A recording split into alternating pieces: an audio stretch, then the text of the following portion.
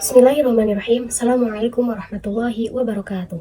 Ismi Evi Faujiyah. Ana min Kuliah Tarbiyah Diniyatil Islamiyah Al-Hukumiyah fi Sunan Gunung Jati Bandung fi fasl tsalits ba. Huna uridu sa'aqra'a tahta maudu mata yu'marul gulamu bis-shalah. Bismillahirrahmanirrahim. Mata yu'marul gulamu bis-shalah. Kapankah anak-anak diperintahkan untuk menunaikan ibadah sholat? Hadatsana Muhammad bin Isa yakni ibn Tuba', hadatsana Ibrahim bin Sa'di an Abdul Malik bin Rabi' bin Sabarah. Muhammad bin Isa yakni anak At-Tuba menceritakan kepada kami, Ibrahim bin Sa'id menceritakan kepada kami dari Abu Malik bin Arabi bin Sabarah.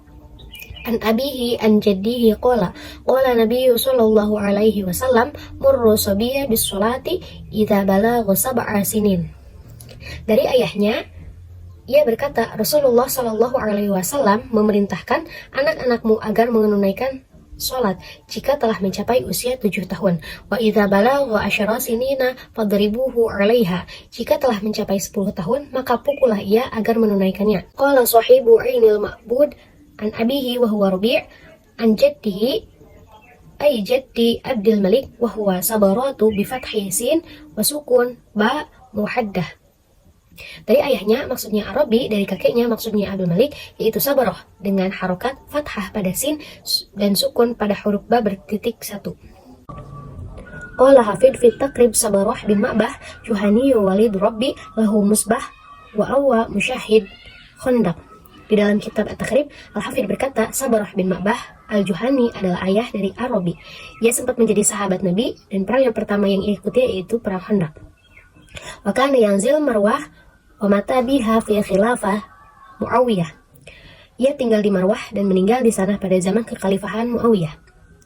Qala al-Qami, qala Syekh Izzuddin Abdissalam, sabbi laisa mukhattaban wa amma hada hadits fahuwa amri li awliya. Perintahkanlah anak-anakmu. Al-Qami Syekh Izzuddin Abdussalam berkata, anak-anak bukan target pembicaraan dalam hadis, namun perintah untuk para wali. Li'annal amara bi syai'in laisa amran bidzalika syai'in. Karena perintah untuk sesuatu yang diperintah atas sesuatu itu. Qala qad wujida amrullah lisibyani muyasyarata ala wajhi la yumkin tarni fi. Ia berkata, ada perintah Allah Subhanahu wa Ta'ala untuk anak-anak secara langsung dengan pola yang tidak mungkin menyatakan adanya kecacatan. Wa huwa qawluhu ta'ala, Bismillahirrahmanirrahim, liyasta'dinkum ladzina malakat aymanukum walladzina lam yablughul hulumam minkum.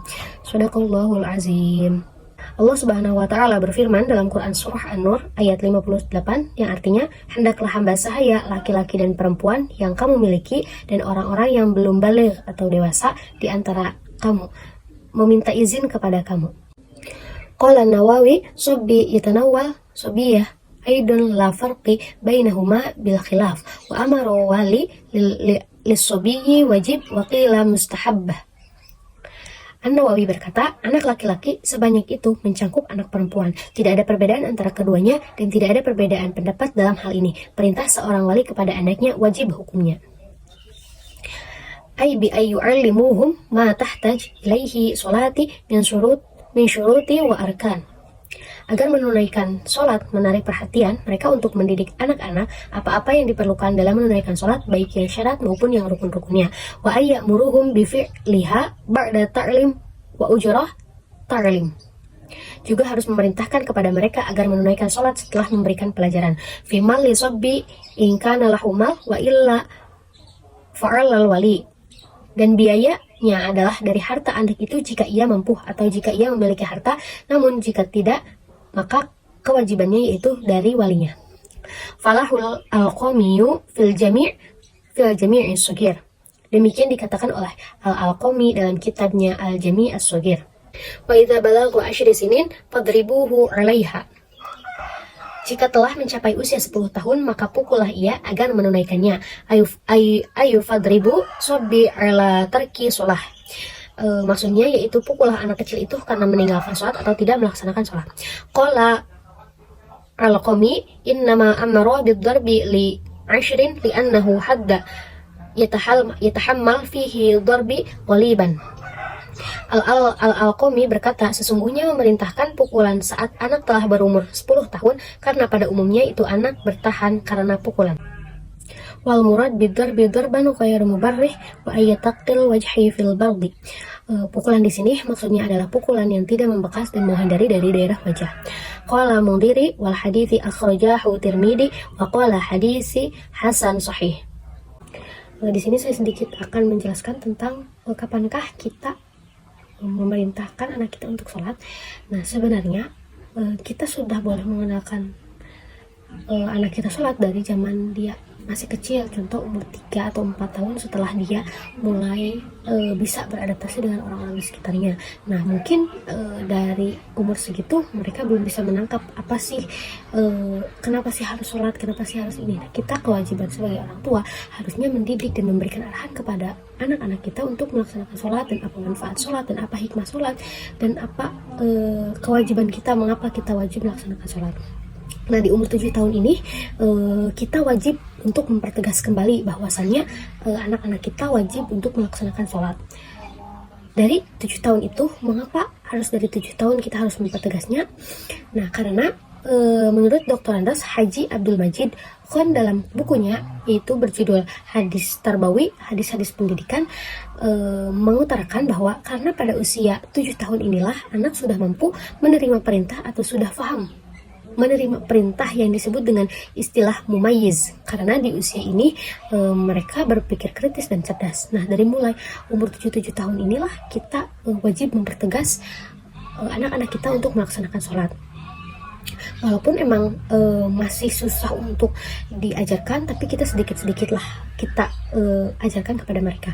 Nah, pada usia 10 tahun kita sudah sangat mewajibkan, dan jika misal anak kita atau saudara kita pada usia 10 tahun ini lalai atau sampai meninggalkan sholat atau tidak mau mengerjakan sholat, maka kita boleh memukulnya. Nah, memukul di sini bukan maksud memukul yang keras dan lain sebagainya. Nah, menurut Al-Alqi dalam syarah Al-Jam Al-Soghir berkata, yang dimaksud pukulan atau tamparan di sini pukulan yang tidak membahayakan. Yang tidak membahayakan ini jadi yang bukan menyakiti anak kita atau saudara kita. Nah, tetapi pukulan yang mendidik. Nah, yang apa sih fungsi dari pukulan itu? Berfungsi untuk agar anak kita mengakui kesalahannya dan memperbaikinya. Dan pukulan ini hendaknya jangan diarahkan kepada wajah, karena wajah identik dengan mental, kehormatan seseorang. Jadi kita hanya memukulnya itu bukan memukul karena rasa tidak suka, tapi karena untuk mendidik. Jadi bahwa setelah memukul pun kita harus memberikan penjelasan kepada mereka bahwa apa sih maksud kita memukul atau mempertegas kembali, kenapa kamu tuh wajib sholat ini. Kita tuh harus bisa merasionalisasikannya kepada mereka, karena mereka juga sudah pintar dalam berpikir dan berargumentasi tersendiri. Nah, dan jangan sesekali kita memukul pada arah wajah, karena wajah itu identik dengan kehormatan.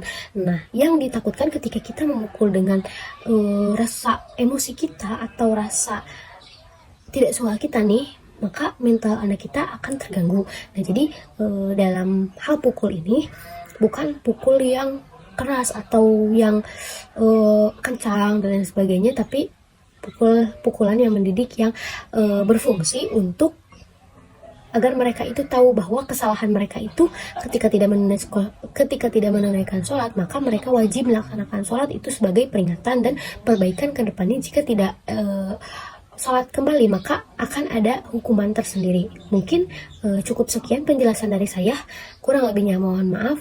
Syukran kasiran ala itibarikum. Wabillahi taufiq wal hidayah. Assalamualaikum warahmatullahi wabarakatuh.